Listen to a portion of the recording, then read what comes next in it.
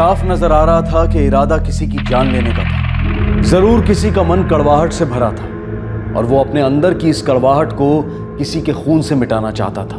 एक भयानक गेम खेला जाने वाला था जिसमें कई ट्विस्ट और टर्न्स थे। कड़वाहट कत्ल की वजह बनी थी और कत्ल इस गेम की वजह। सबसे पहले यह जानते हैं कि यह कड़वाहट किसके अंदर कूट कूट कर भरी थी और क्यों।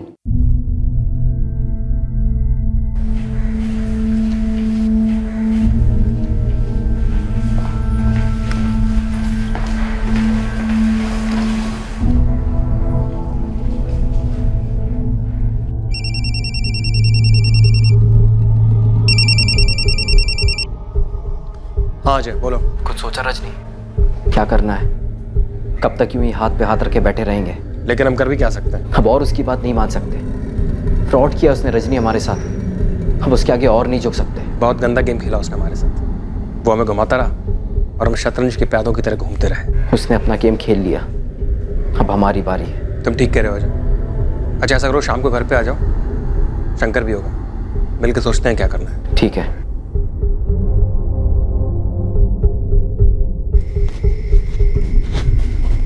अजय, अजय अभी तो आए हो आप, अब कहाँ जा रहे हो? तुम्हारी अम्मा के घर, रजनी और शंकर से मिलने। अजय मैं मानती हूँ जो हुआ वो बहुत गलत हुआ, लेकिन प्लीज इस बात को आगे मत बढ़ाना। बात तो आगे बढ़ेगी पूजा।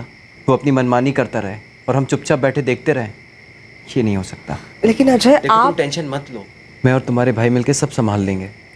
तुम खाना खा लेना, मुझे आने में थोड़ी देर होगी।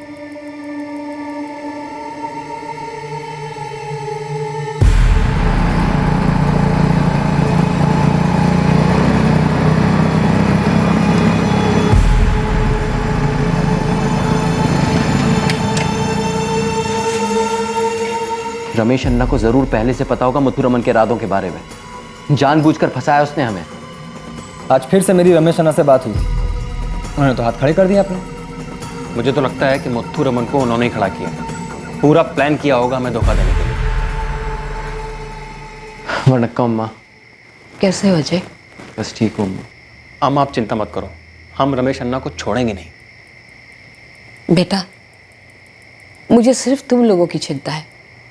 मैं तो कहती हूँ भूल जाओ जो हुआ। शायद ये धोखा अपनी किस्मत में लिखा था। अम्मा हमें नुकसान पहुंचाकर वो चैन से रहें, ये हम होने नहीं देंगे। बेटा, मैं नहीं चाहती कि गुस्से में तुम लोग कुछ ऐसा कर बैठो जिससे तुम लोगों का नुकसान हो। अजय तुम मेरी बहन के पति, लेकिन तुमने एक दोस्त की तरह, एक भाई की तरह हमेशा मेरा साथ दिया। देखो मुझे नहीं पता है क्या होगा, बस इतना पता है कि राह बहुत मुश्किल होगी। इसलिए अगर तुम्हें लगता है कि हम तुम्हें इसमें घसीट रहे हैं तो प्लीज। क्या कह रहे हो रजनी? मैं तुम्हारे साथ इसलिए नहीं हूं कि पूजा तुम्हारी बहन है। तुम और शंकर भी मेरे भाई जैसे हो। हम तीनों मिलकर सबक सिखाएंगे रमेश अन्ना को। उसने अपनी गेम खेल ली है, अब हमारी बारी है।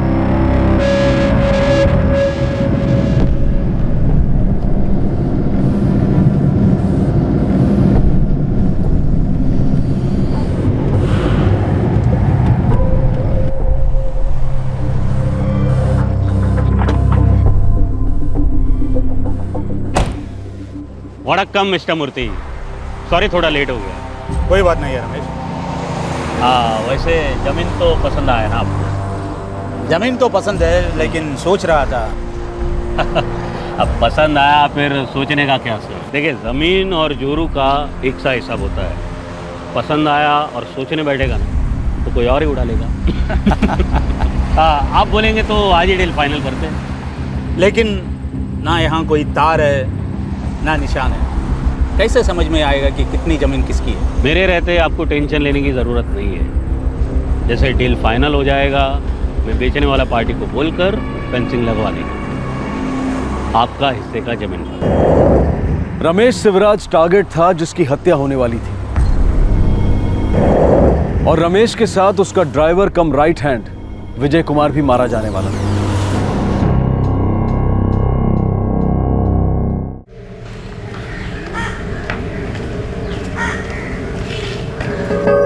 अब कल सुबह 8 बजे तक पहुंच जाएंगे ना? हाँ जया पहुंच जाऊंगा।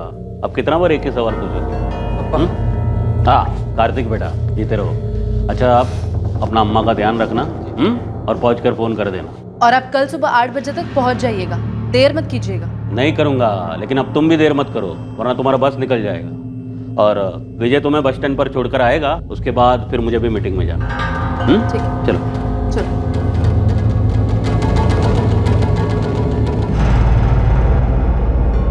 उस दिन सुबह रमेश की पत्नी जया अपने बेटे कार्तिक के साथ अपनी मां के घर जगतपुरम के लिए निकल गई।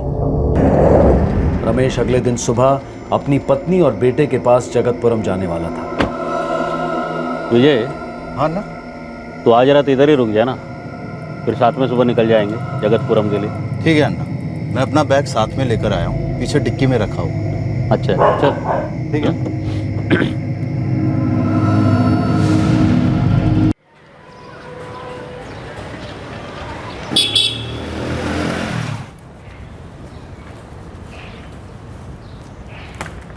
कार्तिक, कार्तिक उठो, 7 बज गए, उठो जल्दी। बस आधा घंटा अम्मा, आधा घंटा। कार्तिक तुम भी ना। நீங்கள் தொடர்பு கொள்ள நினைக்கும் எண் தற்போது ஸ்விட்ச் ஆஃப் ஆக உள்ளது।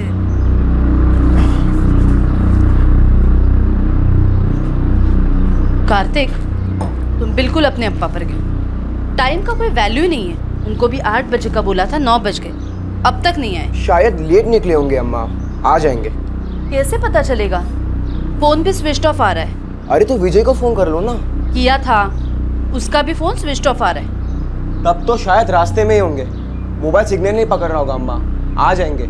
और आपको तो पता है अप्पा को लेट एंट्री मारने की आदत है। जया, रमेश कब तक आएगा? लंच का टाइम हो गया। आ जाएंगे अम्मा, रास्ते में ही होंगे, शायद देर से निकले होंगे। ये तो उसकी पुरानी आदत है, देर से आने की। शाम तक तो आ ही जाएगा।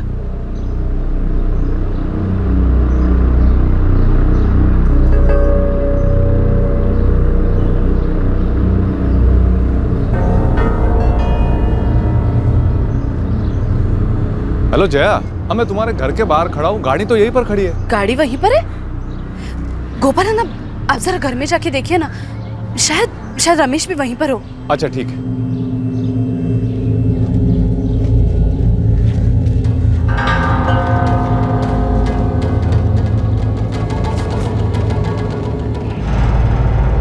हेलो जया, दरवाजा तो खुला हुआ है। दरवाजा खुला है? गोपाल है ना, आप जरा अंदर जाके देखिए ना। हाँ देखता हूँ, तुम डरो मत।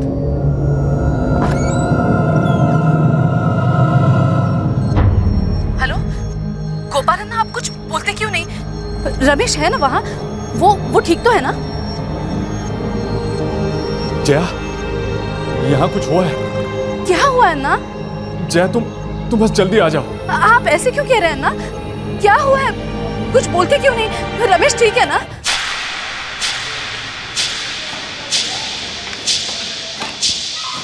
सर, बेनापुरम में एक मर्डर हो गया। बेनापुरम में मर्डर हो गया?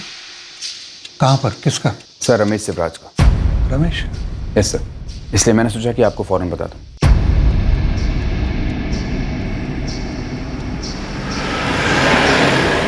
सर रमेश जी के साथ उनके ड्राइवर विजय की लाश भी मिली। उनके पड़ोसी गोपाल श्रीनिवासन का फोन आया था। रमेश की पत्नी और बेटा?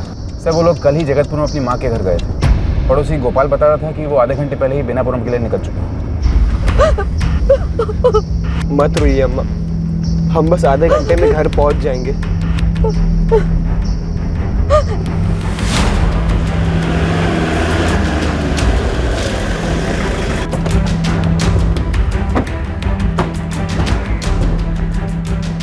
गोपाल श्रीनिवासन? मैं हूँ सर।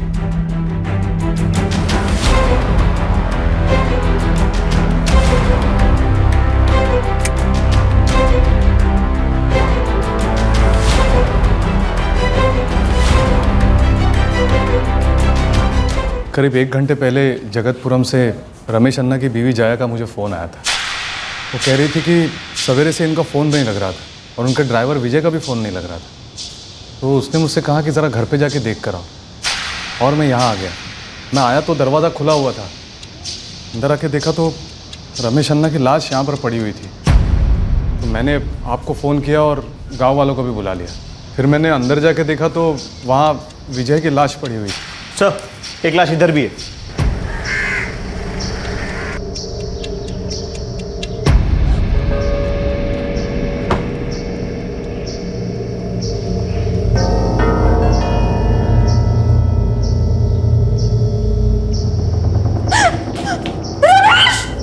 रमेश!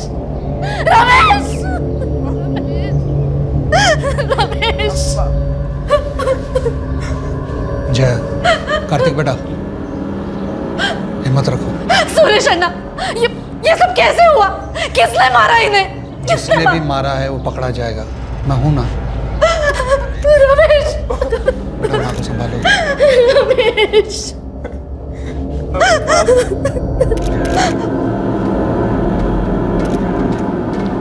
सर, दरवाजों पे फोर्स एंट्री के कोई निशान नहीं मिले। ऐसा लगता है रमेश जी उस खूनी को शायद पहले से जानते थे। और सर, गोपाल जिसने बॉडी को सबसे पहले देखा, वो बता रहा था जब वो यहाँ आया तो दरवाज़ा खुला हुआ था। सर, जिस तरह ये दोनों मर्डर्स हुए हैं, ऐसा लगता है हथियार एक नहीं, 2 या 2 से ज़्यादा हैं। जितने भी हों, कोई नहीं बचना चाहिए। पूरा जोर लगा दो। रमेश मेरा दोस्त था। जल्द से जल्द कातिलों की गिरफ्तारी होनी चाहिए। मैंने अपने खबरियों को काम पे लगा दिया है। फिलहाल बॉडीज को पोस्टमार्टम के लिए भेज दो। सर। और यहां से शुरू हुआ वो गेम जो इस केस के जरिए कई जिंदगियों के साथ खेला जाने वाला था। इस गेम ने पहले भी कई जिंदगियों के साथ खिलवाड़ किया था और वही गेम वजह बना था इस मर्डर की। और अब ये मर्डर ही इस गेम को और जानलेवा बनाने वाला था। मौत का वक्त? बॉडीज यहाँ लाने के 12 से 16 घंटे पहले इनकी मौत हो चुकी है। इसका मतलब है कि पिछली रात? जी।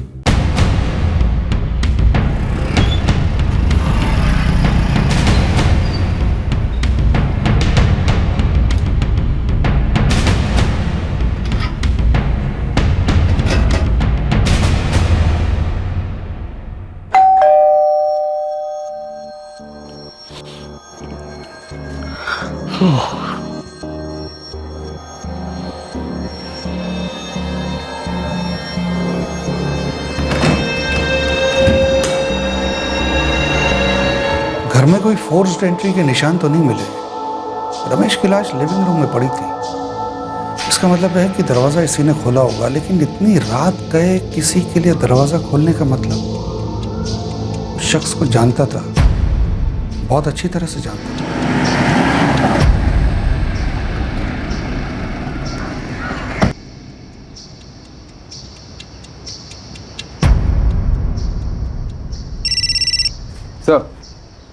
सर, मैं रमेश शिवराज के घर आया हूँ, उनकी बीवी और बेटे का स्टेटमेंट लेने। अनिल, कार्तिक को कहना कि मुझे पुलिस स्टेशन में आके मिले। मेरे खबरी ने इन्फॉर्मेशन दी है कातिल के बारे में। कार्तिक, इंस्पेक्टर सुरेश ने तुम्हें पुलिस स्टेशन बुलाया है, कुछ बात करना चाहते हैं।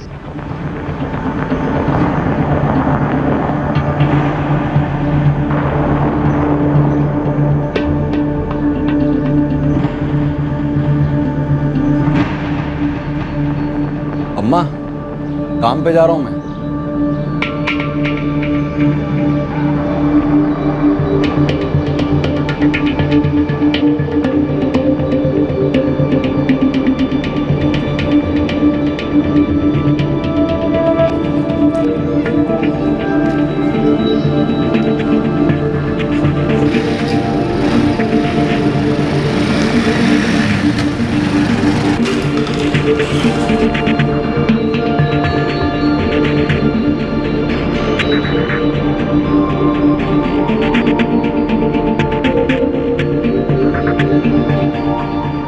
अनिल, मेरे खबरी ने जो मुझे इन्फॉर्मेशन दी थी और कार्तिक ने जो मुझे बताया, दोनों बातें मैच होती हैं।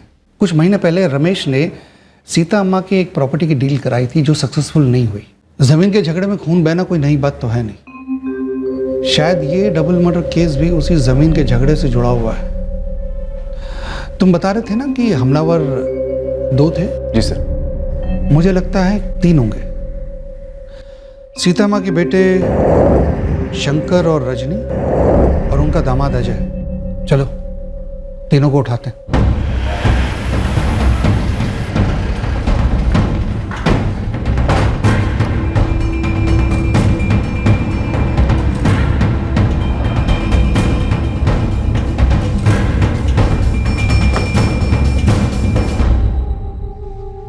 भागने की तैयारी चल रही थी हाँ, पुलिस से बचने के लिए?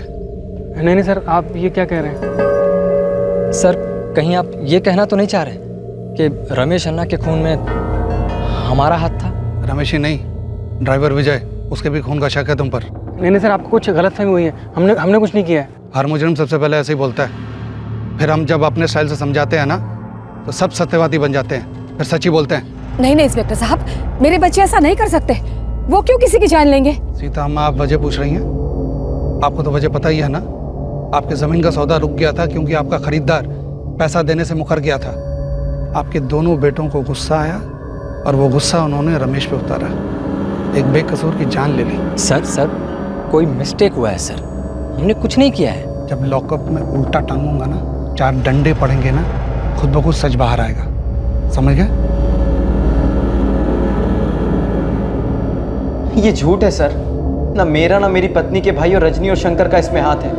किसी का भी रमेश की मौत से कोई लेना देना नहीं है। हम मुजरिम को पकड़ने से पहले ये जान लेते हैं कि उसका कितना लेना देना है इस केस में। इसलिए बेहतर यही होगा तुम बिना बहस के हमारे साथ चलो, वरना ऑफिस के पूरे स्टाफ के सामने तुझे घसीटता हुआ ले जाऊंगा।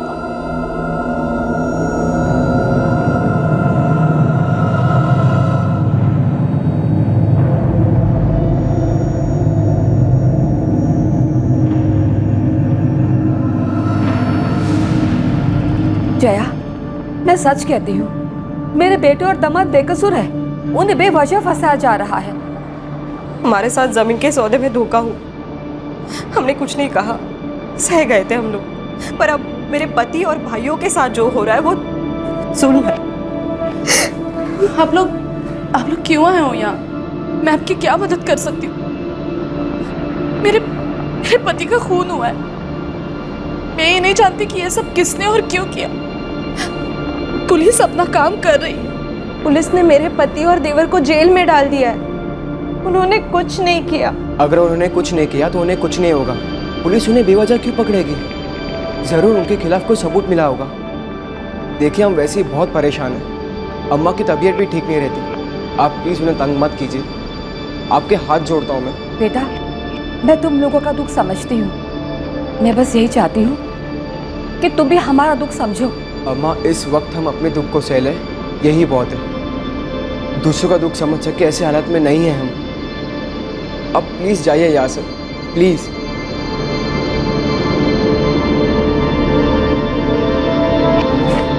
देखिए, रोने धोने से कुछ नहीं होने वाला। हमें ठोस इन्फॉर्मेशन मिली है कि आपके बेटे और दामाद का इन दोनों हत्याओं में हाथ है और हम इन्वेस्टिगेशन कर रहे हैं। लेकिन सर, देखिए, आपको जो बहस करनी है या दलील देनी है आप कोर्ट में जाकर कीजिए।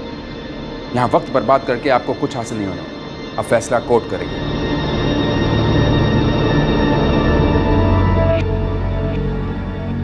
सर, ये तो सरासर ज्यादती है कि स्पष्ट इन्फॉर्मेशन को आधार बना के पुलिस ने मेरे क्लाइंट्स अजय, रजनी और शंकर को अरेस्ट किया।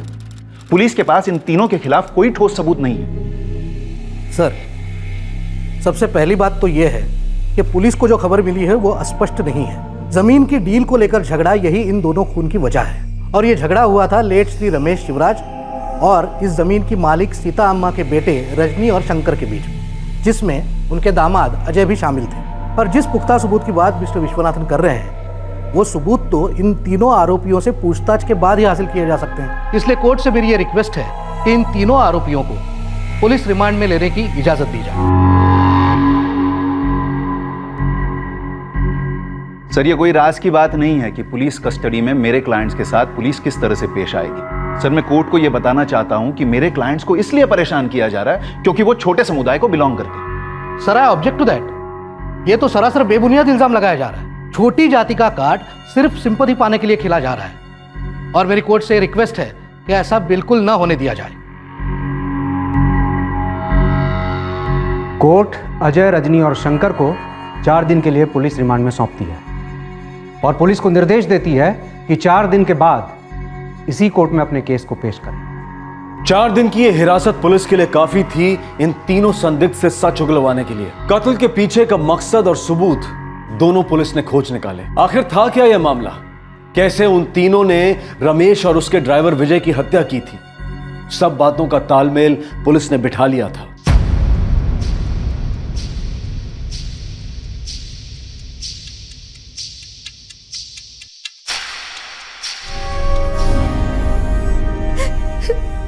पुलिस कस्टडी में भेजे गए तीनों मुलजिमों का परिवार भी दुख और चिंता में डूबा हुआ था।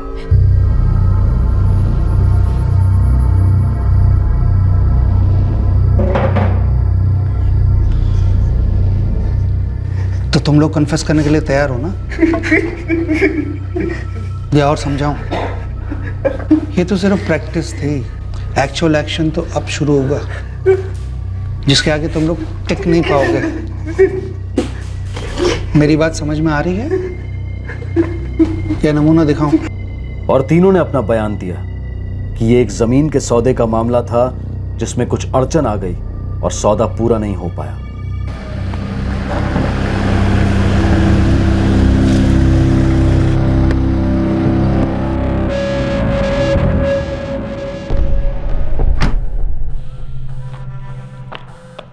आपका पेपर्स तो एकदम सही है सीताम्मा, बस एक बार मैं मुत्तू रमन को दिखा देता। डील होने से पहले वो अपना वकील को दिखाना चाहता।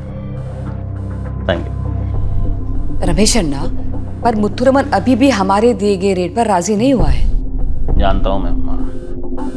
अब आप 45 लाख बोल रहे हैं और वो 40 पे रुका है, थोड़ा है प्रॉब्लम।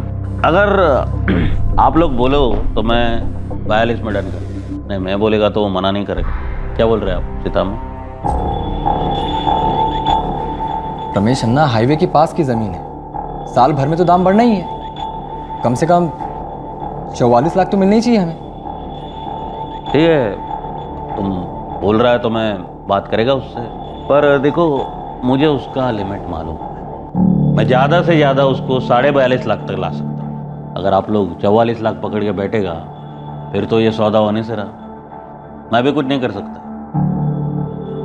मेरे ख्याल से 42.5 लाख इस जमीन के लिए करेक्ट प्राइस है।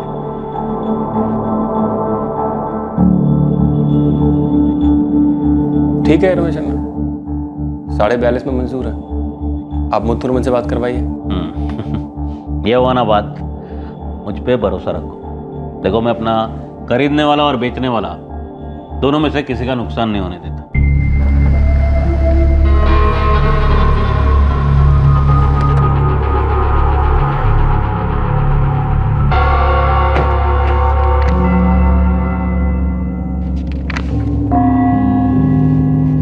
यहाँ अम्मा, अब यहाँ अंगूठा लगा दीजिए।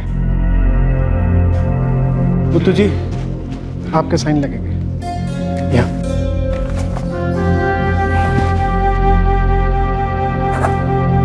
आप दोनों के विटनेस साइन भी लगेंगे।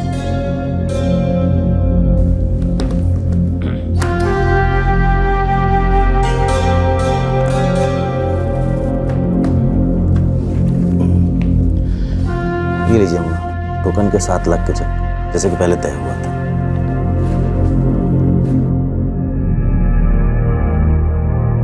सब ठीक है ना? जी। बाकी के 35.5 लाख का चेक 1 महीने बाद मिल जाएगा, जैसे कि पेपर्स में लिखा हुआ है। ठीक है? भाई मेरी तरफ से आप दोनों पार्टीज को कांग्रेचुलेशन। हाँ, अब जरा मिठाई मिठाई मंगाइए, अच्छा वाला। अरे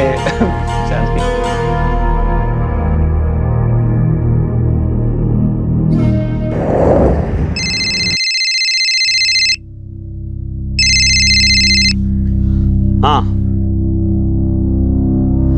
अरे रजनी, मेरा मुत्तू रमन से आज ही बात हुआ और तुम्हारी तरह मैं भी हैरान हूँ। रमेश अन्ना, आप तो करे थे पार्टी ठीक है, भरोसे के लायक है। मैंने कब बोला कि मैं ऐसा नहीं बोला था? और मैं तो अब भी यही बोल रहा हूँ कि मुत्तू आदमी बुरा नहीं है, उसका टाइम बुरा चल रहा है। अन्ना, 2 महीने से राह हम देख रहे हैं और आप कह रहे हो टाइम उसका खराब चल रहा है। अरे हमने आपके भरोसे पे कागज भी दे दिए हैं, कब मिलेंगे हमारे पैसे? कोई छोटी मोटी रकम नहीं है, 35.5 लाख रुपए की बात है। अरे रजनी, मैं उससे रोज बात कर रहा हूँ, झगड़ा भी कर लिया मैंने उसके साथ, मालूम है। अब वो बोल रहा है कि मेरा हालत खराब है, तो मैं क्या कर सकता हूँ? अन्ना, सौदा पूरा होते ही हमने आपको आपका कमीशन दिया कि नहीं दिया? अब आप ही जिम्मेदारी से भाग रहे हो। इसी बात को तो पैसे दिए थे आपको। देखो रजनी, अब तुम मुझ पे आरोप लगा रहे हो, ये सब मेरी वजह से हो रहा है, ऐसा बोलना चाहते हो तुम? अन्ना, मैं कोई आरोप नहीं लगा रहा हूँ, मैं तो सिर्फ रिक्वेस्ट कर रहा हूँ, कुछ कीजिए आप। रजनी, मैं कोशिश कर रहा हूँ ना, कर रहा हूँ, जो बन पड़ रहा है मुझसे कर रहा हूँ सब। आप देखते। अब तो मुत्तू रमन फोन भी नहीं उठा रहा। हमने गलती की, सिर्फ टोकन लेकर हमें पेपर साइन करके नहीं देने चाहिए। तुम रमेश अन्ना से बात नहीं कर सकते क्या? मुत्थू अगर पैसा नहीं दे रहा तो सौदा रद्द नहीं हो सकता क्या? फिर हमें जमीन किसी और को बेच देंगे और मुत्थू ने जो पैसा दिया है हम उसे लौटा देंगे। अमर, रमेश अन्ना को सिर्फ अपने कमीशन से मतलब था जो हमने उनको दे दिया। अब उनको इस जमीन से, इस सौदे से कोई मतलब ही नहीं है। लेकिन हम इस बात को ऐसे कैसे जाने दे सकते हैं? अगर मुत्थू बिना पैसा दिए भाग गया तो हम क्या करेंगे? सर, ये जमीन की डील जो अधूरी रही, इसमें मिस्टर रमेश का कोई कसूर नहीं था। लेकिन सीता अम्मा के बेटे रजनी और शंकर और उनके दामाद अजय, ये तीनों मिस्टर रमेश को ही इस बात के लिए जिम्मेदार ठहराते रहे। इस बात को लेकर इन तीनों ने कई बार मिस्टर रमेश के साथ फोन पर झगड़े भी किए और अपने नुकसान का बदला लेने के लिए इन तीनों ने मिस्टर रमेश की हत्या कर दी। सर, ये बिल्कुल मनगढ़ंत बात है। हाँ, जमीन को लेकर झगड़ा चल रहा था और इस बात से मेरे क्लाइंट्स ने कभी इनकार नहीं किया। सर, मेरे क्लाइंट्स के रिकॉर्ड्स को आप देखिए, वो पढ़े लिखे शरीफ लोग हैं, क्रिमिनल्स नहीं हैं। और सीधे शरीफ लोगों की तरह वो बातचीत से इस मामले को सुलझाना चाह रहे थे, ना कि खून खराबे से। लेकिन खून तो बहा है सर, 2 जाने गई हैं और जिन चॉपर से ये दोनों जाने ली गई हैं उन दोनों चॉपर्स पर इन दोनों मृतकों का खून मौजूद है।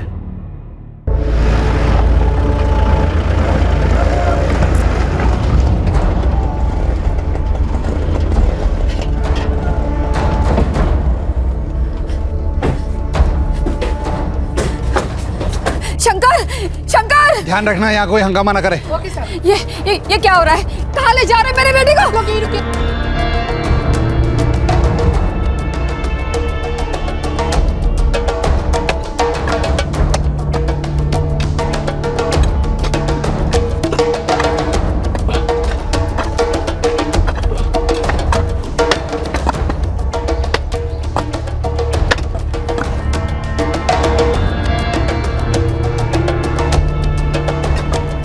हथियार मिल गया साहब।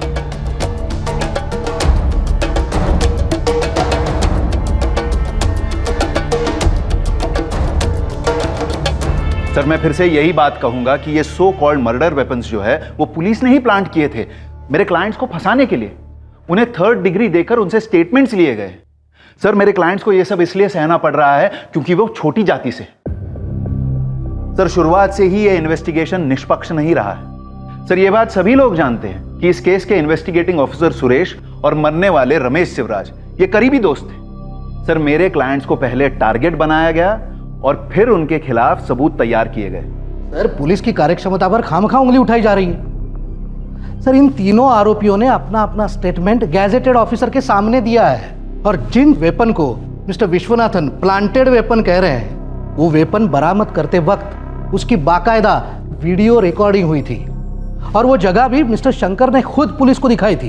अब मैं इस बात से हैरान हूं कि इतने सारे सबूत सामने होते हुए भी डिफेंस इस केस को बार बार जाति से जोड़ना चाहता है। सर, मेरी कोर्ट से रिक्वेस्ट है कि इन तीनों आरोपियों को कुछ और दिन पुलिस रिमांड में रखा जाए।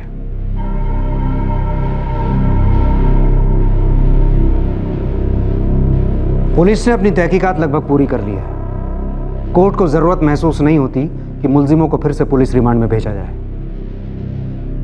और मुलजिमों को जमानत देने का भी कोई ठोस कारण कोर्ट को नजर नहीं आ रहा है। इसलिए कोर्ट तीनों मुलजिमों को 15 दिन की जुडिशियल कस्टडी में भेजती है।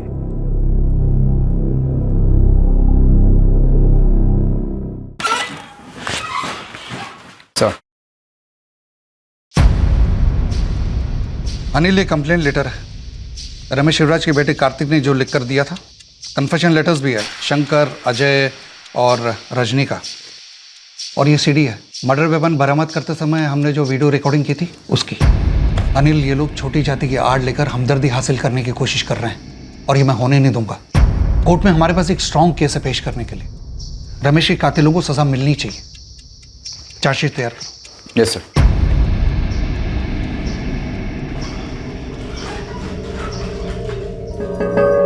चार्जशीट को फाइल होने में वक्त लगा और तब तक अजय, रजनी और शंकर को न्यायिक हिरासत में रहना पड़ा। ये हेड ऑफिस भेज दो। अजय को अपने ऑफिस से टर्मिनेशन का नोटिस मिला क्योंकि उस पर खून का मुकदमा चल रहा था।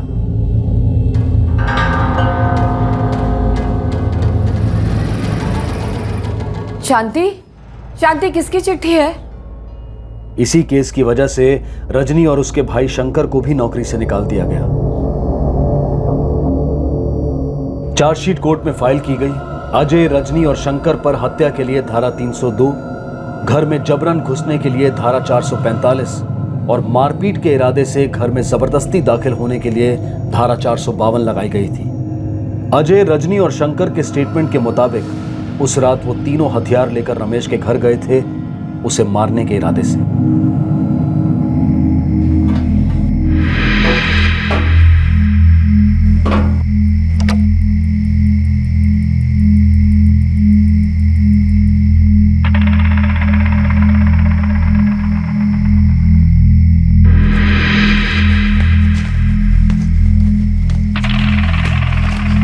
रमेश घर पे ही है, लेकिन उसके साथ उसका ड्राइवर विजय भी है। तू श्योर है ना उसकी पत्नी और बेटी घर पे नहीं है? मैंने 2 बार चेक किया है, वो अपनी माँ के घर गई है। कल सुबह ये रमेश भी वहाँ जाने वाला है, लेकिन हमें इसे कहीं और पहुँचाना है, वहाँ।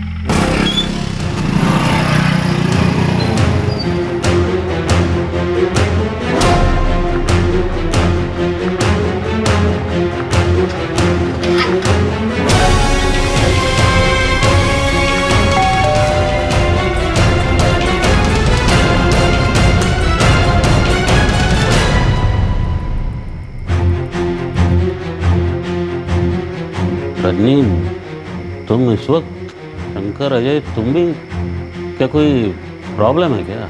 रमेश अन्ना, प्रॉब्लम तो है, इसीलिए बात करने आए थे। इस वक्त? हाँ, इस वक्त कुछ चीज़ों का फैसला करना है। अभी क्या? अरे क्या हुआ? क्या, क्यों ऐसा, क्यों गुस्सा घर में? हाँ शंकर, क्या कर रहे तुम? रजनी, क्या कर रहे तुम? दरवाजा क्यों? मेरा बात बोलता है ना, मैं सुनो ना। बट देखो आप लोग, शंकर,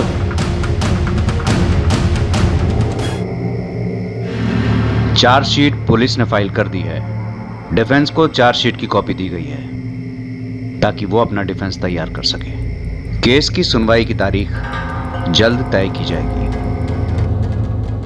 अजय, रजनी और शंकर, तीनों मुल्जिमों को कोर्ट जमानत पर रिहा करती है।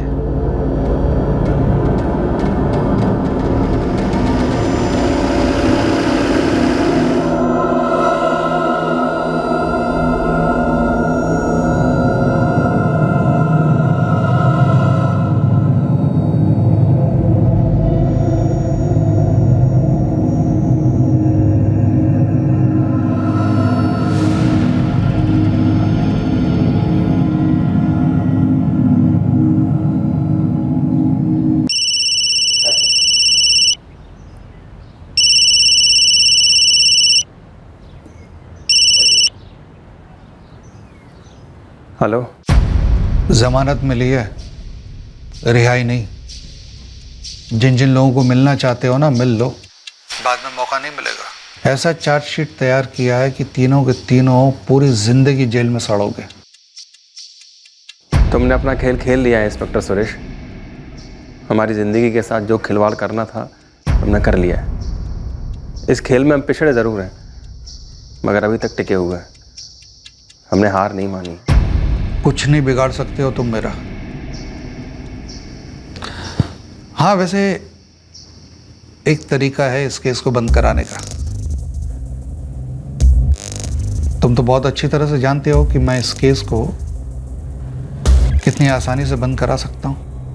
कीमत भी जानते हो, और वो कीमत तुम्हारी जिंदगी से बढ़कर तो नहीं है ना। तुम लोग पहले ही मान जाते ना तो इतना सब कुछ होता ही नहीं तुम लोगों के साथ। अभी भी वक्त है, सोच लो क्या करना है।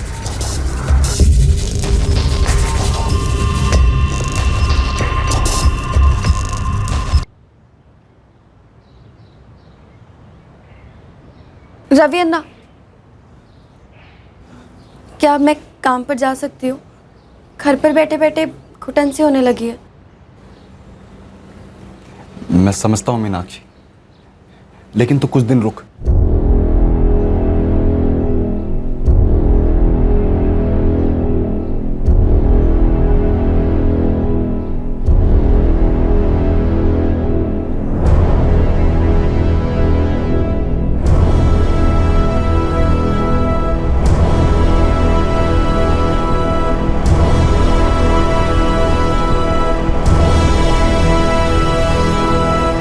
कौन खेल रहा था और किसकी ओर से? क्या यह पूरा केस मनगढ़ंत था? किसने खून किया था रमेश शिवराज और उसके ड्राइवर विजय कुमार को? और क्या गेम खेल रहा था इंस्पेक्टर सुरेश?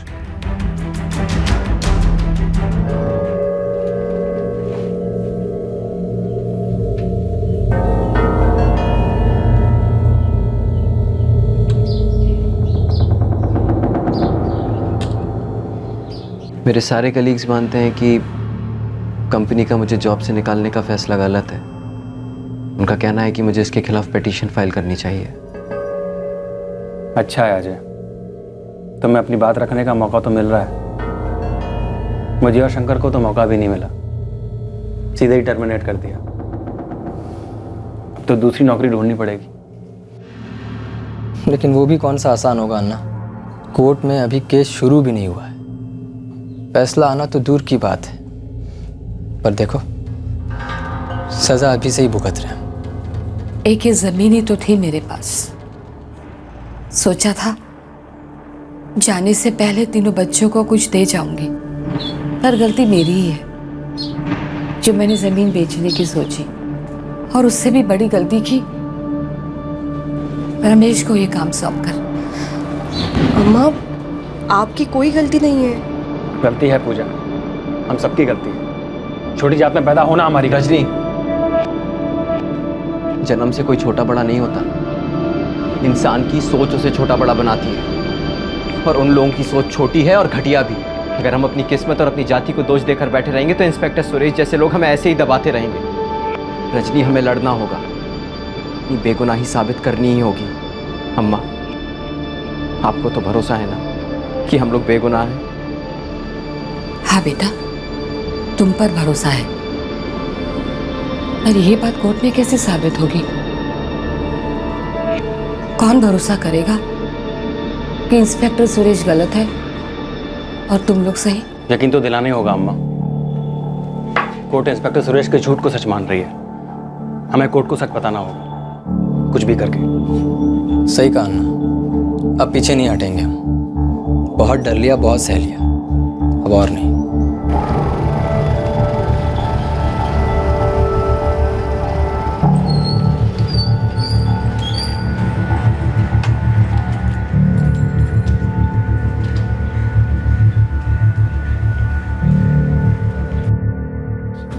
ये चार्जशीट है जो पुलिस ने तुम्हारे खिलाफ कोर्ट में फाइल की है। ट्रायल 1 महीने में शुरू होगा, लेकिन मैं तुम्हें अभी बता दूं कि तुम्हारा केस कमजोर है। सर, ये सारे चार्जेस झूठे हैं। इंस्पेक्टर सुरेश ने झूठी चार्जशीट बनाई है। पर इस चार्जशीट को कोर्ट में चैलेंज करना बहुत ही मुश्किल होगा। इसमें रमेश शिवराज के बेटे कार्तिक शिवराज की कंप्लेंट फाइल्ड है, जिसमें यह लिखा है कि तुम तीनों का जमीन के सौदे को लेकर रमेश शिवराज के साथ झगड़ा चल रहा था, और मुत्थू से जमीन की तय की हुई रकम नहीं मिलने पर तुम तीनों ने मिलकर रमेश को मार दिया। सर ये झूठ है, सरासर झूठ है सर। पर यह बात तो सच है ना कि मर्डर वेपन्स तुम्हारे ही घर से बरामद हुए। उसकी वीडियो रिकॉर्डिंग है इसमें। तुम ही पुलिस को वहां ले गए थे ना? सर वो मुझे ले गए थे, मुझे तो तब होश भी नहीं था। मैं नहीं जानता सर वो हथियार वहाँ कैसे आए। बस इतना जानता हूँ कि ना तो हमने कोई हथियार खरीदा था और ना ही किसी को मारा है सर। पर तुम्हारे स्टेटमेंट में सारी बातें डिटेल में मेंशन की गई है। कैसे तुम तीनों बाइक पर रमेश के घर पहुंचे? सर ये स्टेटमेंट हमारा नहीं है। हाँ, साइन जरूर हमारे हैं, लेकिन साइन करते वक्त हम होश में नहीं थे। Yes sir. बहुत पीटा गया था सर हमें। ऐसी हालत में थे कि स्टेटमेंट में क्या लिखा है हम पढ़ भी नहीं पा रहे थे।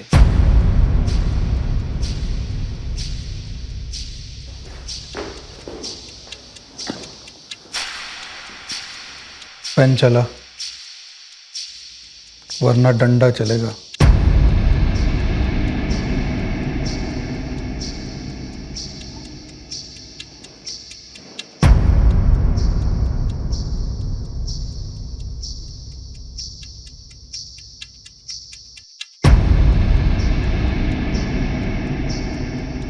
जब तुम्हारे स्टेटमेंट्स लिए गए तब बेनापुरम का तहसीलदार सुंदरेसन वहाँ मौजूद था। तुम्हारे स्टेटमेंट्स पर उसके सिग्नेचर्स हैं, स्टैंप और सील भी लगे हुए हैं। देखो, डॉक्टर और वकील से कुछ भी छुपाना नहीं चाहिए। मैं तुम्हारी तभी मदद कर पाऊंगा जब तुम मुझे सब कुछ सच बता दोगे। सच यही है कि जब हमने साइन किए तब वहां पर कोई नहीं था। हाँ सर, इंस्पेक्टर सुरेश ने पूरा झूठा केस बनाया है हमारी ज़मीन हड़पने के लिए। यहाँ से निकलने का एक ही रास्ता है, वो ज़मीन मुझे दे दो और अपनी ज़िंदगी बचा लो। अगर मेरी बात नहीं मानी ना, जिंदगी भर यहीं सड़ोगे।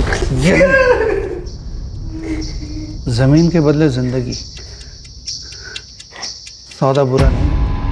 सर, वो जमानत पे बाहर आते ही मुझे उसका फ़ोन आया था, कह रहा था कि अगर हमने उसको ज़मीन नहीं दी तो इस केस में हमें सज़ा करवा के रहेगा। सर, इंस्पेक्टर सुरेश भी रमेश अन्ना की तरह ज़मीन का लालची है। और रमेश अन्ना भी हमारी ज़मीन हड़पना चाहते थे। उनके इरादे पहले से ही ठीक नहीं थे सर। फिर वो मुत्थू रमन का खरीदार बनकर आना, 1 महीने बाद पैसा देने का वादा करके मुकर जाना, सब नाटक था सर। वो गेम खेल रहे थे हमारे साथ। कैसा गेम?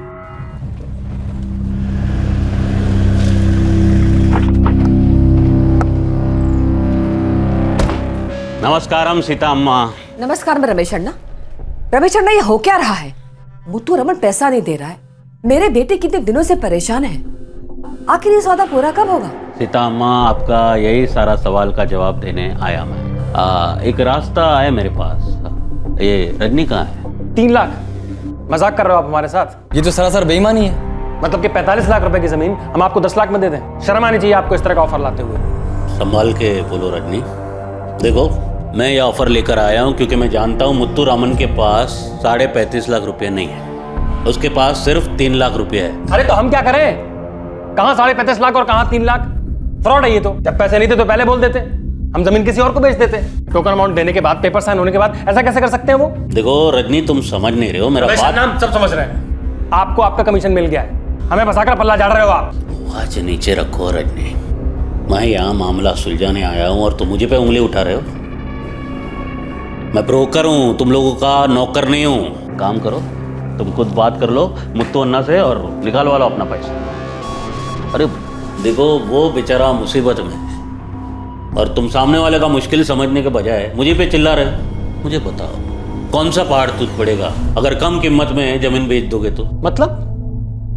मतलब ये कि वैसा भी ये जमीन तुम्हारे बाप को सरकार की तरफ से मिला है। किस्मत था तुम लोगों का, वरना तुम्हारा जैसा लोगों के पास, तुम्हारा जाति के लोगों के पास इतना जमीन होता है क्या? अपने हाथ में रहकर बात कीजिए, हमारी जाति के बारे में कुछ मत बोलिएगा। क्या कुछ गलत बोला मैं? सच्चे है ना? अब तुम छोटा जाति में पैदा हुआ, इसका ब्लेम भी मुझ पे डालेगा क्या?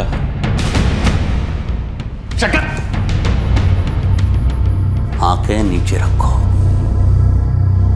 अभी भी बोल रहा हूं। 3 लाख रुपया लो और मामला यहीं खत्म कर दो, वरना सड़ता रहेगा तुम लोग का जमीन। और सौदा टूटने का खबर अगर मार्केट में फैला ना, तो कोई दूसरा पार्टी हाथ नहीं डालेगा। जो मिल रहा है वो भी नहीं मिलेगा। सोचना, मैंने जो कहा है उस पर शांति से।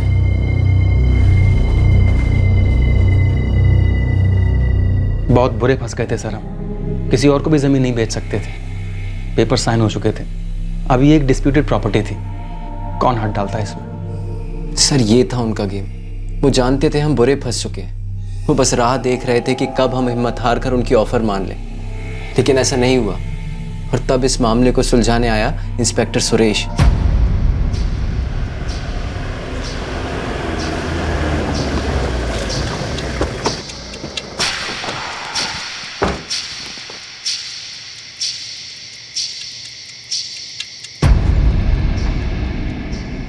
सुना तुम छोटे लोग बहुत उड़ने लगे हो, औकात में रहो। देखिए सर, आप जबान संभाल के बात कीजिए। आप वर्दी में, इसका मतलब ये नहीं कि आपको हमें जलील करने का हक मिल गया है। हक वक्त की बात मत कर, तेरे को अंदाज़ा भी नहीं है क्या कर सकता हूँ मैं। अभी के अभी तुम तीनों को घसीट के ले जाऊंगा, जेल में डालूंगा और ऐसी ठुकाई करूंगा कि पूरी जिंदगी कुछ करने के लायक नहीं रहोगे, समझ गए? एक बात कान खोल के सुन लो, एक डील है, फुल एंड फाइनल। 3 लाख रुपए मुथुरामन से लेना और 5 लाख रुपए मैं दूंगा। उसके बाद भूल जाओ ज़मीन को, समझ गए? बहुत नाटक हो गया तुम लोगों का। आपको इस सौदे से क्या लेना देना? आप क्यों पढ़ रहे हैं इसमें? लगता है तू समझेगा नहीं बातों का।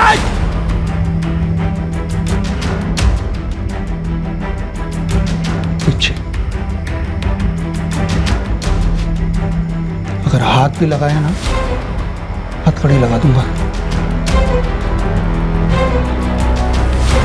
पुलिस ऑफिसर पर हमला करने के जुर्म में ना अंदर कर दूंगा, समझ गए?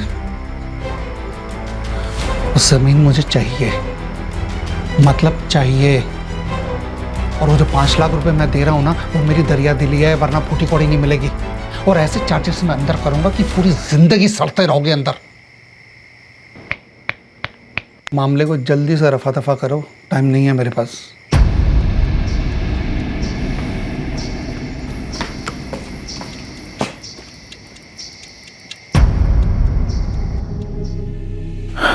मतलब ये केस जमीन के सौदे के साथ वाकई जुड़ा हुआ है।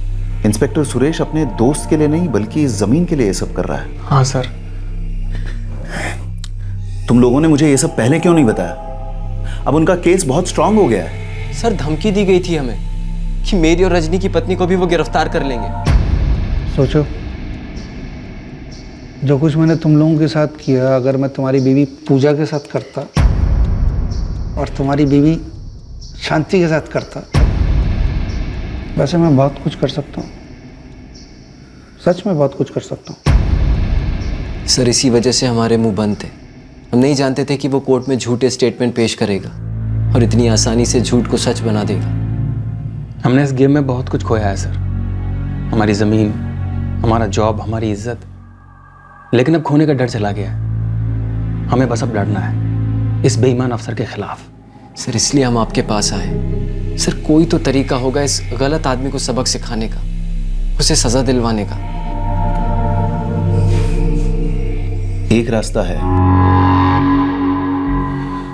कोर्ट में अपील की जाए इस केस की फिर से जांच के लिए, री इन्वेस्टिगेशन के लिए। पर मैं आप लोगों को बता दूं कि इस अपील के मंजूर होने के चांसेस बहुत कम हैं, क्योंकि इंस्पेक्टर सुरेश ने आप तीनों के खिलाफ बहुत ही स्ट्रांग केस बनाया है। चार्जशीट झूठी है पर है मजबूत, और इस केस की तहकीकात भी इतनी आसान नहीं होगी, क्योंकि हमें ना सिर्फ इंस्पेक्टर सुरेश के झूठे सबूतों का भांडा फोड़ना होगा, बल्कि रमेश और विजय के असली कातिल का भी पता लगाना होगा। और यह भी हो सकता है कि इंस्पेक्टर सुरेश ने ही ये मर्डर्स किए हो। जो हुआ उससे बिल्कुल विपरीत चित्र दूसरे वर्जन में उभर कर आया।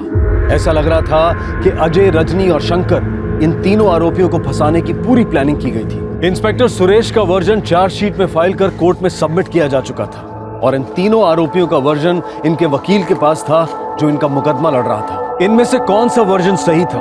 और सबसे बड़ा सवाल यह था कि रमेश शिवराज और विजय कुमार का कातिल कौन था? सर चार्जशीट फाइल हो चुकी है और अब डिफेंस इस केस की फिर से तहकीकात करने की अपील कर रहा है। मेरे ख्याल से ये री इन्वेस्टिगेशन एक स्ट्रेटेजी है इस केस को डीले करने की। इससे कुछ हासिल होने वाला नहीं है, कोर्ट के समय की बर्बादी हो रही है। सर प्रोसिक्यूशन ये बात क्यों भूल रहा है कि 3 जवान लोगों की जिंदगी दांव पर है?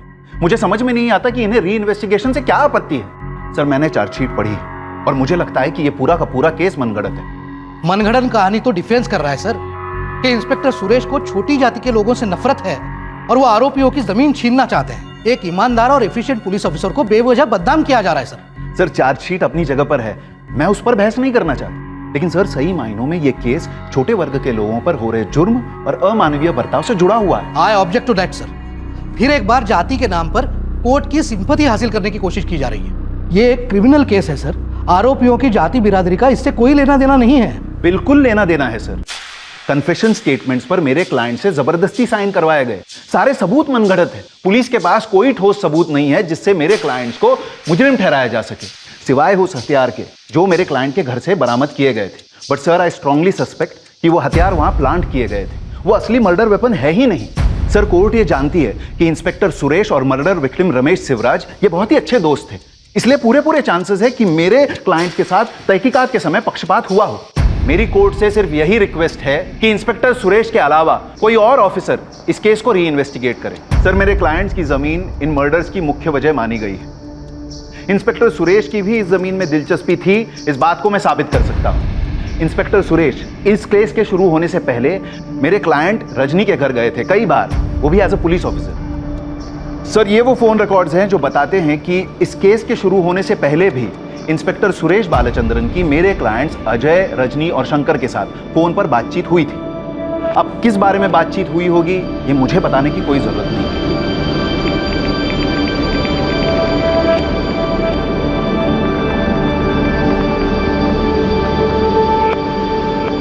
प्राइमा फेसी को देखते हुए लगता है कि डिफेंस की मांग बेबुनियाद नहीं है, इसलिए कोर्ट फ्रेश इन्वेस्टिगेशन के ऑर्डर्स देती है ताकि केस में अगर कोई कमी रह गई हो तो उसका खुलासा हो सके। कोर्ट बेनापुरम जिले के पुलिस विभाग को निर्देश देती है कि इस केस को इन्वेस्टिगेट करने के लिए नए पुलिस ऑफिसर को नियुक्त किया जाए और आज से 90 दिन के अंदर नई चार्जशीट कोर्ट में फाइल की जाए।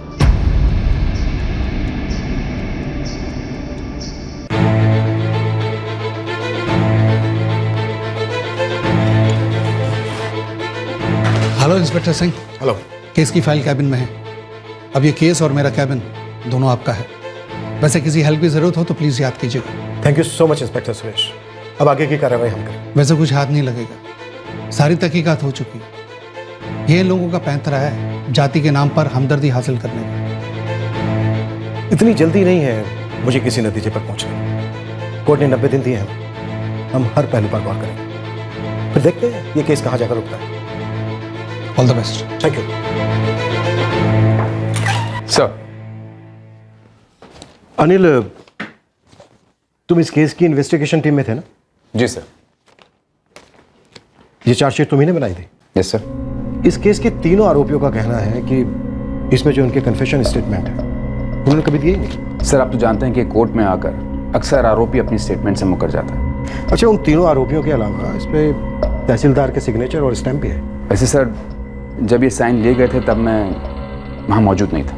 मतलब जब आरोपियों ने इकबाल जुर्म किया तो तुम वहाँ पर थे ही नहीं? Yes sir.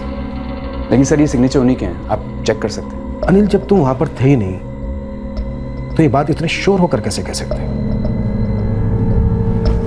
देखो, तुम भी मैं भी, हम दोनों अच्छी तरह से जानते हैं कि दबाव देकर भी स्टेटमेंट साइन करवाए जा सकते हैं। इसीलिए तहसीलदार को विटनेस बनाकर उसके सामने ये स्टेटमेंट लिए गए कि कल को अगर कोर्ट में आरोपी मुकर जाता है तो ये बात प्रूफ की जा सके। सर, ऑनेस्टली मैं वहाँ नहीं था जब तहसीलदार के सामने ये स्टेटमेंट्स लिए गए थे।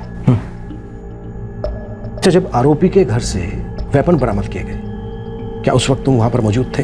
जी सर, मैं वहीं पर था। अनिल, एक सीधा सवाल पूछ रहा हूं, सीधा जवाब देना। क्या वेपन प्लान किए गए थे? सर, वीडियो रिकॉर्डिंग की गई है, आप चेक कर सकते हैं। जब वेपन प्लान किए गए होंगे उस वक्त की तो वीडियो रिकॉर्डिंग नहीं की गई होगी ना?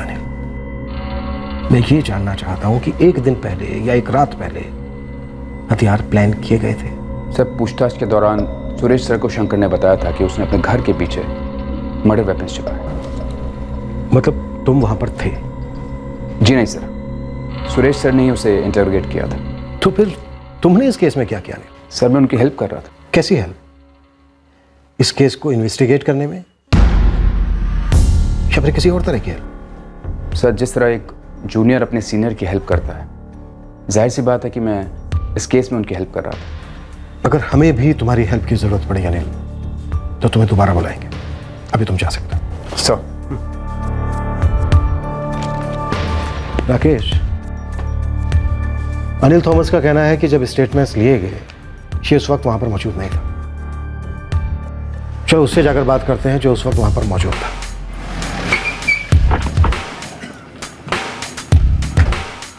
जी नहीं, मैं थाने तो कई महीनों से नहीं गया और मेरे सामने किसी के भी बयान नहीं लिए गए। हमें भी इस बात का डाउट था, बस आपसे कंफर्म करना था। ये किसी कारीगर का काम लगता है, हूबहू नकल की है, लेकिन ये नकली ही है। ये जो सील और स्टैंप है वो? आप तो जानते हैं आज के जमाने में डुप्लीकेट बनाना कोई बड़ी बात नहीं है। सुदर्शन जी, हमें भी आपका स्टेटमेंट लगेगा। जी बिल्कुल, लेकिन असली। री इन्वेस्टिगेशन का पहला कदम क्या पड़ा? चार्जशीट के झूठे दावों की पोल खुल गई। अब आगे और क्या क्या झूठ बाहर आने वाले थे?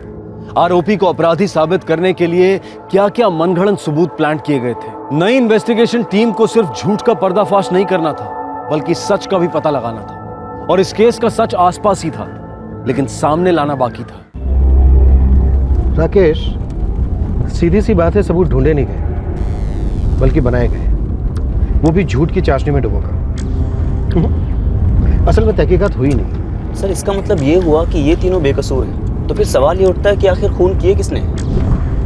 फ़ोन क्यों नहीं उठा रहा था मेरा? 3 बार फ़ोन कर चुका हूँ। सॉरी सर, बाथरूम में था।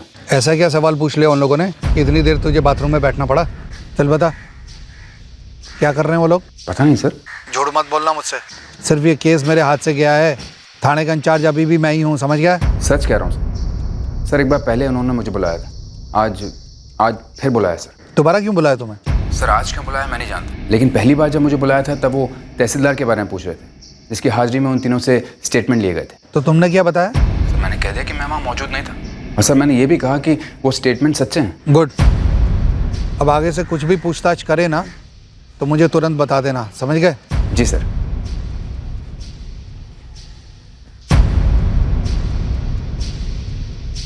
सर, इन्फॉर्मेशन मिली थी खबरी से। कौन था खबरी? नाम क्या था खबरी का? सर, मैं नहीं जानता। सुरेश सर का कोई अपना खबरी था, ऐसा उन्होंने मुझसे कहा।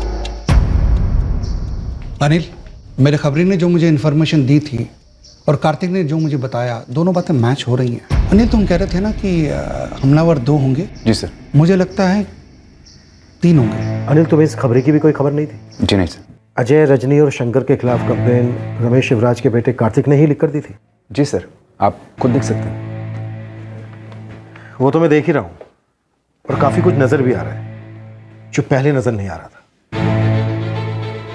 और मैं दावे के साथ कह सकता हूँ अनिल कि जब ये कंप्लेन कार्तिक ने लिख कर दी होगी, उस वक्त भी तुम वहां पर मौजूद नहीं होगे। एम आई राइट अनिल?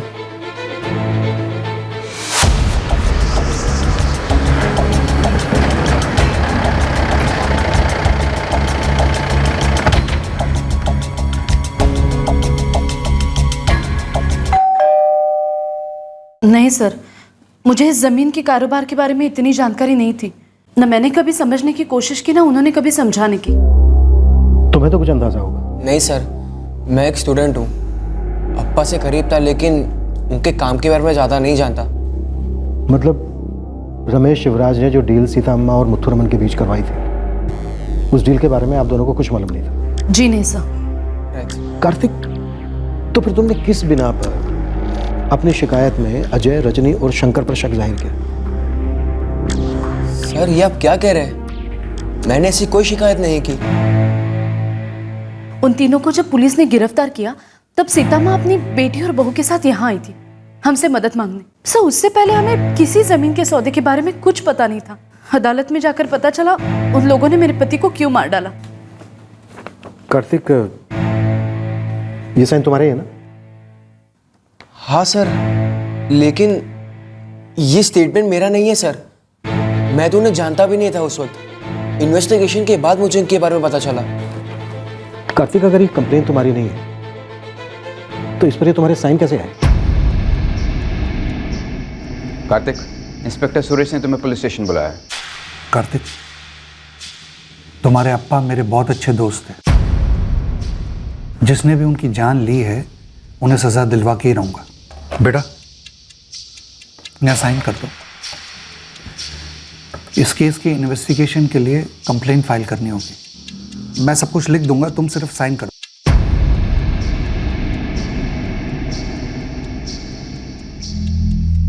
हाँ सर, मैंने एक ब्लैंक पेपर पर साइन की थी सुरेश अंकल के कहने पर। लेकिन सर, मैंने ना ही हमको किसी का नाम बताया था और ना ही उन्होंने मुझे बताया कि उन्हें किस पर शक था। मतलब कंप्लेन और कन्फेशन दोनों नकली हैं। क्या हुआ सर? कुछ गलत हुआ है क्या? हमें लगता है आपके पति और उनके ड्राइवर का खून अजय, रजनी और शंकर ने नहीं किया, बल्कि इन केस में इन तीनों को फंसाया गया है। सर, तो फिर किसने अप्पा? तुम चिंता मत करो, बहुत जल्द हम इस बात का पता लगा लेंगे, क्योंकि इतना तो हमें पता चल चुका है कि कौन इस केस को भटकाने की कोशिश कर रहा है। सर, ये केस तो जैसा सोचा था उसका बिल्कुल उल्टा निकला। तहकीकात करने वाले ने खुद ही क्राइम पे पर्दा डाला, और यही नहीं, अपना उल्लू सीधा करने के लिए बेगुनाहों को फंसा दिया। मुझे लगता है इस गेम की प्लानिंग मर्डर होने के पहले से ही शुरू हो चुकी थी। सर, हमें भी शक हुआ था, पहली बार तब जब रमेश अन्ना 3 लाख की ऑफर लेकर ये मामला सेटल करवाने के लिए आए थे। सर पेपर साइन करते वक्त हमको 7 लाख रुपए मिले और वो चाहते थे कि हम 3 लाख और लेके ज़मीन उनको दे दें, यानी कि 42.5 लाख की ज़मीन हम सिर्फ 10 लाख में उनको दे दें, लेकिन हमने इस बात से इनकार कर दिया।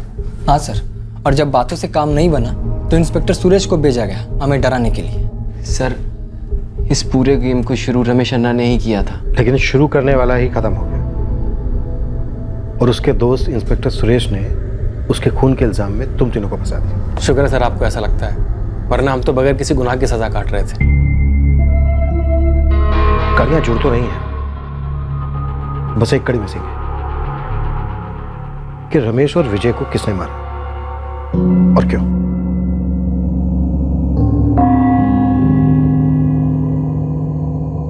अरे थोड़ा कड़क हाथ मार, जोर लगा। अरे थोड़ा और जोर लगा, आवाज निकलनी चाहिए।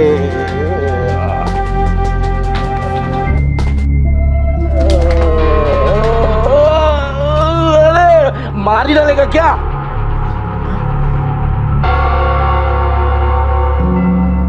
आप कौन? डर मत, एक डील लेकर आया हूं तेरे पास, सच की डील। और अगर इस बार डील अधूरी छोड़ी ना तो जमीन में जिंदा गाड़ दूंगा, उसी जमीन में जिसका सौदा करने तो सीता अम्मा के पास गया था। साहब अभी सुरेश साहब ऑफ ड्यूटी है, इसलिए आपको बोल रहा हूँ। बोल बोल बिंदास बोल। किस बात का इंफॉर्मेशन नेटवर्क? सब काम तो सुरेश साहब खुद ही करते थे। ये रमेश, शिवराज और इंस्पेक्टर सुरेश के बीच क्या सांठगांठ थी? सब रमेश शिवराज जो कुछ करने को कहता वो करना ही पड़ता था, उसे सुरेश साहब का पूरा सपोर्ट था। अब पुलिस वालों से कौन पंगा लेगा? इंस्पेक्टर सुरेश की सपोर्ट का क्या फायदा उठाता था रमेश? सब फायदा क्या उठाता था, वो तो गांव की किसी भी लड़की को उठा लेता था। एक नंबर का था, उसे लगता था कि पूरा गांव उसके बाप की, मेरा मतलब है उसके दोस्त की जागीर हो। हाँ बोलते रहे। साहब सुरेश साहब और रमेश दोनों की सोच एक जैसी थी, घटिया। दोनों छोटी जाति वालों से नफरत किया करते थे, कोई भी गांव में उनके खिलाफ आवाज नहीं उठाता था। दोनों की सेटिंग थी ना साहब। कैसी सेटिंग? ये मेरे को नहीं पता, लेकिन कुछ महीने पहले रमेश अन्ना ने मेरे को बोला कि सीता अम्मा का जमीन खरीदने का है। मैं तो सुन के डर गया था साहब। तू क्यों डरता है मुत्तू? बस तेरी शक्ल और तेरा नाम इस्तेमाल होगा, पैसे में लगाऊंगा, पेपर में बनाऊंगा। समझ रहा ना? अन्ना तो तुम खुद ही खरीद लो ना, मेरे को क्यों बीच में डाल रहे हो? ए मुत्तू, तेरे को बोला ना तेरा नाम इस्तेमाल करना तो करना। तो सीता अम्मा से मिल, पेपर साइन करवा, चेक दे और निकल ले।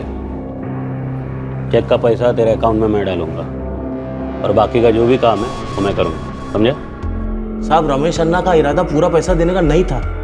मेरे को डाउट था कि सुरेश साहब भी इसमें शामिल होगा। रमेश अन्ना और सुरेश साहब हर चीज में साथ में रहते थे। ये तो नहीं मालूम साहब कि सुरेश साहब भी रमेश शिवराज की तरह मजे करते थे या नहीं, लेकिन रमेश अन्ना का नज़र बहुत गंदा था। गांव में कोई भी लड़की छोटी जाति की किसी भी औरत को देखे तो उसको उठा लेते थे, 2-4 दिन मजे करते थे और फिर उसे छोड़ देते थे। और उसका ड्राइवर विजय, वो उसका दलाल था, एक नंबर का कमीना। गांव में किसी भी नई लड़की को देखे तो सबसे पहले उसको इन्फॉर्मेशन दे। और कभी किसी ने शिकायत नहीं की इस बात की? सब किसको शिकायत करते? पुलिस स्टेशन में तो सुरेश साहब बैठे हुए थे ना। पूरे गांव को मालूम है कि अजय, रजनी और शंकर छोटी जाति के, इसलिए उनको फंसाया गया था। साहब मैं तो बेकार में फंस गया। बार बार रजनी, शंकर और अजय के फोन आते थे बाकी के पैसे के लिए। मैंने रमेश अन्ना से बात की तो उन्होंने बोला कि वो देख लेंगे। अरे मुत्तू तू क्यों डरता है रे इन छोटे लोगों से? हाँ मैंने बोला ना मैं संभाल लेगा। अन्ना वो लोग मुझे तो फोन नहीं करेंगे ना? नहीं करेगा रे, अब सुरेश बात करेगा उनसे। ठीक है अन्ना, आप मुझे बस ये बता दीजिएगा कि साइन करके आपको जमीन कब लौटानी है। तो ये सारा गेम सीता अम्मा की जमीन हड़पने के लिए खेला गया और इंस्पेक्टर सुरेश इसमें मिला हुआ था। हाँ साहब, रमेश अन्ना ने उनका नाम लिया था, लेकिन उन लोग के बीच में क्या डील हुआ था ये मैं नहीं जानता साहब। साहब पूछना तो चाहिए था ना, हम किस लिए बैठे इधर? जब ये डबल मर्डर केस हुआ तो पूरे जिले में किसी भी खबरी को कोई काम नहीं मिला इस केस को पता करने के लिए। अब काम दे रहा हूँ। खून अजय, रजनी और शंकर ने नहीं किया ये बात तय है, लेकिन खून हुआ तो है। किसने किया ये पता लगाना है। खोद डाल जहाँ खोदना हो, लेकिन सच निकाल कर लाना। साहब एक दिन का टाइम दो, अब सारा गेम समझ में आ चुका है। यह गेम खेला गया एक महंगी जमीन को पानी के भाव खरीदने के लिए। एक नकली खरीदार खड़ा किया गया, वो भी ऐसा जो रमेश के हाथों की कठपुतली था।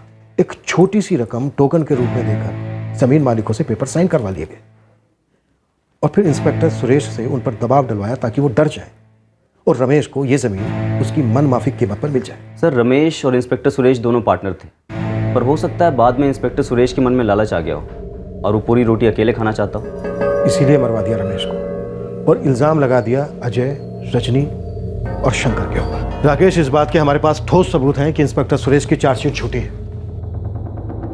अब बस ये पता लगाना बाकी है कि रमेश और विजय को मारा किसने।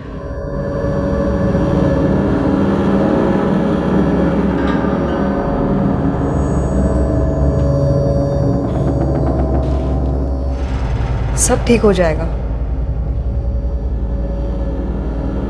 बस ये जॉब मिल जाए। जरूर मिल जाएगी, आप बिल्कुल चिंता मत करना। तुम दोनों को काम मिल जाएगा बेटा, सब अच्छा होगा।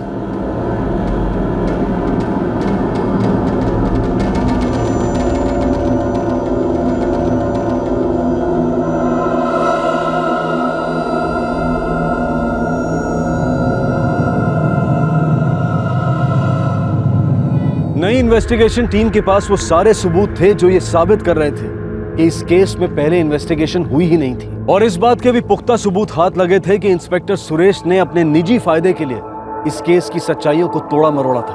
पर क्या वो इस खून में भी शामिल था? इस डबल मर्डर केस का खुलासा होना अभी बाकी था और तभी एक चौंका देने वाली खबर आई। साहब, बोला था ना एक दिन, तो एक दिन में फोन मारा साहब। हाँ हाँ मुर्गन, तूने तो पहाड़ तोड़ दिया। अब ये बता, पहाड़ के ऊपर था क्या? साहब, चॉपर। उड़ाने वाला नहीं, काटने वाला। और जब साहब चॉपर पे फोकस मारा तो सारा डाउट क्लियर हो गया। अब ये पूछो साहब कि चॉपर कहाँ से गायब है? कहाँ से गायब है मुर्गन? कसाई की दुकान से चॉपर गायब है साहब। वो बाद में बोला मुझे। कौन है कसाई? जाने दो ना साहब, उसका इस मर्डर से कोई लेना देना नहीं है। मुर्गन, झटके में बता, हलाल मत कर। साहब, दो छोकरे उधर काम करते हैं, थोड़े हिले हुए हैं, कुछ तो गड़बड़ करके बैठे हैं। साहब, मेरा पूरा डाउट है कि उनका कुछ ना कुछ तो कनेक्शन है इस केस से।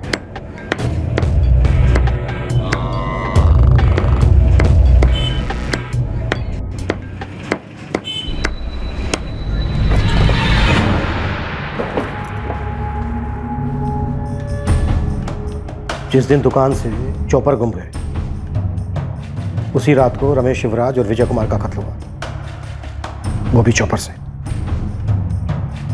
कहाँ है वो चॉपर? तुम दोनों की शक्ल देखकर मुझे तुम दोनों पर तरस आ रहा। बेहतर होगा कि तुम दोनों भी खुद पर तरस खाओ और जो भी सच है ना, वो बोल दो।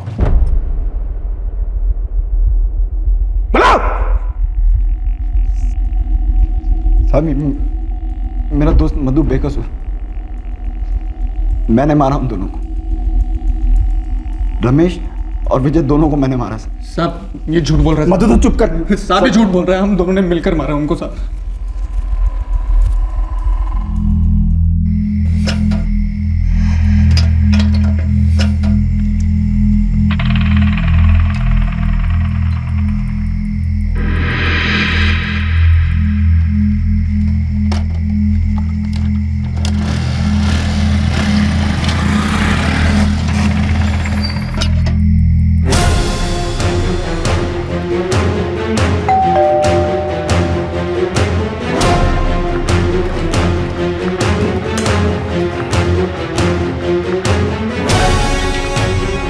तुम लोग, और क्या इधर क्या कर रहे हो इतना रात को? हाँ, क्या क्या चाहिए क्या? तेरी जिंदगी। तो ये दोनों खून तुम दोनों ने किए, और क्यों? किसके कहने पर?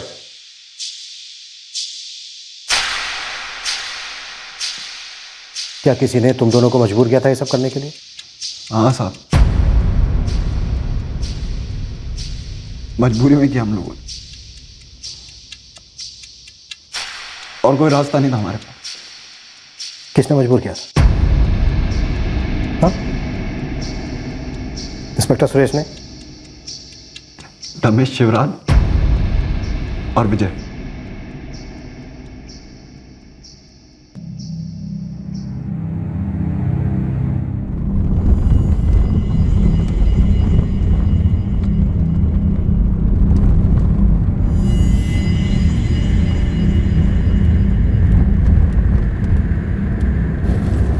इसका नाम मीनाक्षी है सर। अच्छी है और उम्र में कच्ची। बंदोबस्त करूं क्या? जल्दी कर, सब्र नहीं होता।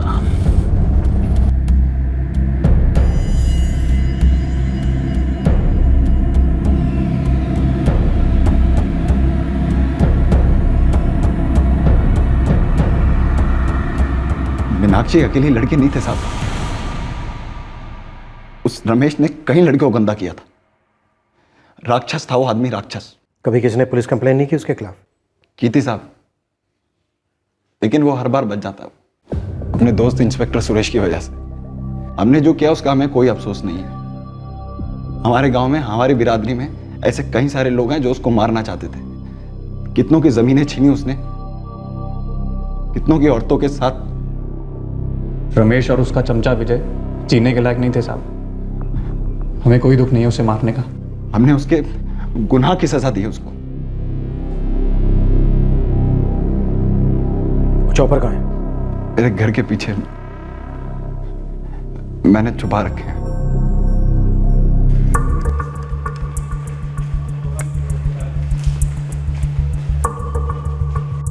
सिंह साहब, आपकी और मेरी इन्वेस्टिगेशन में बहुत ज्यादा फर्क नहीं होगा।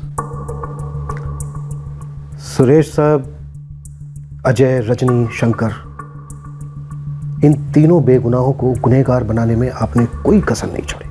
कानून को पूरी तरह ताक पर रखकर मनगढ़ंत केस बनाया इनके खिलाफ, ताकि ब्लैकमेल करके इनकी जमीन हड़प सको। इनकी कौन सी जमीन थी? इनके बाप दादा हमारे पुरखों के गुलाम थे। ये भी गुलामी के ही लायक हैं। सिर्फ इसलिए कि ये तुम्हारी सो कॉल्ड बड़ी बिरादरी में पैदा नहीं हुए। यही सच्चाई है, यही फर्क है उनमें और हम में। और ये फर्क मैंने नहीं पैदा किया, सदियों से बना हुआ, सदियों से। कौन सी सदी में जी रहे हो? उनमें और तुम में फर्क है। वो फर्क मैं तुम्हें बताता हूं। फर्क ये है कि वो लोग पूरी ईमानदारी के साथ अपना काम करते हैं और तुमने अपनी वर्दी के साथ बेईमानी की।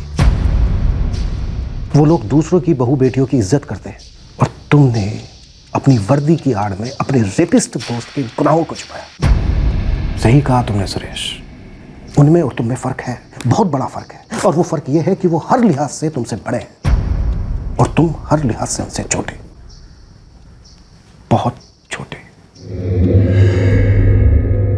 दूसरी इन्वेस्टिगेशन टीम ने अपनी रिपोर्ट कोर्ट में पेश कर दी।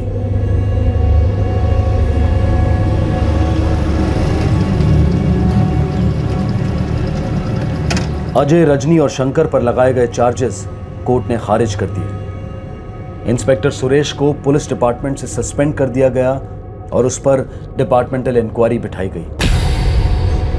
रवि और मधु पर हत्या के लिए आईपीसी की धारा 302 और आपराधिक षड्यंत्र के लिए धारा 120 भी लगाई गई। रमेश शिवराज के इस घिनौने रूप से उसकी बीवी और बेटा बिल्कुल अनजान थे।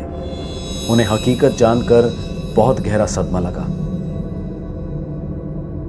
अजय, रजनी और शंकर, इन तीनों को सभी आरोपों से बरी कर दिया गया है, लेकिन कानून के रखवाले के अनैतिक आचरण की वजह से उन्हें और उनके परिवार को जो यातनाएं सहनी पड़ी, उससे वो काफी आहत हैं। इसलिए उन्होंने कोर्ट में एक याचिका दायर की है जिसमें उन्होंने अपनी बदनामी और तकलीफों के लिए मुआवजे की मांग की है। उन्होंने ये भी दरख्वास्त की है कि इंस्पेक्टर सुरेश के खिलाफ मजबूत केस बनाया जाए ताकि उसे कड़ी से कड़ी सजा मिले। और अब ये तीनों अपनी जिंदगी को वापस पटरी पर लाने की कोशिश कर रहे हैं। किसी के भी गलत इरादे कामयाब नहीं हुए, ना ही रमेश शिवराज के जो किसी को धोखा देने चला था, और ना ही उस बेईमान पुलिस ऑफिसर के जो मौके का फायदा उठाकर 3 निर्दोष लोगों को सजा दिलवाना चाहता था। आखिर शिकारी खुद ही अपने जाल में फंस गया। जहां एक कानून के रखवाले ने अपनी ताकत का गलत इस्तेमाल कर झूठ को सच साबित करने की कोशिश की, वहीं दूसरी इन्वेस्टिगेटिव टीम ने अपना फर्ज बखूबी निभाया, झूठ का पर्दाफाश किया और सच को कोर्ट के सामने पेश किया। अब मैं अनूप सोनी आपसे विदा लेता हूं। फिर मुलाकात होगी क्राइम पेट्रोल सतर्क के अगले एपिसोड में शुक्रवार रात 10:30 बजे और खुलासा करेंगे एक और जुर्म का। तब तक सुरक्षित रहें और देखते रहें क्राइम पेट्रोल सतर्क, सबक एक को, सीख हम सबको। जय हिंद। इस तरह के और भी एपिसोड देखने के लिए हमारे चैनल को सब्सक्राइब करें और बेल आइकन दबाना ना भूलें।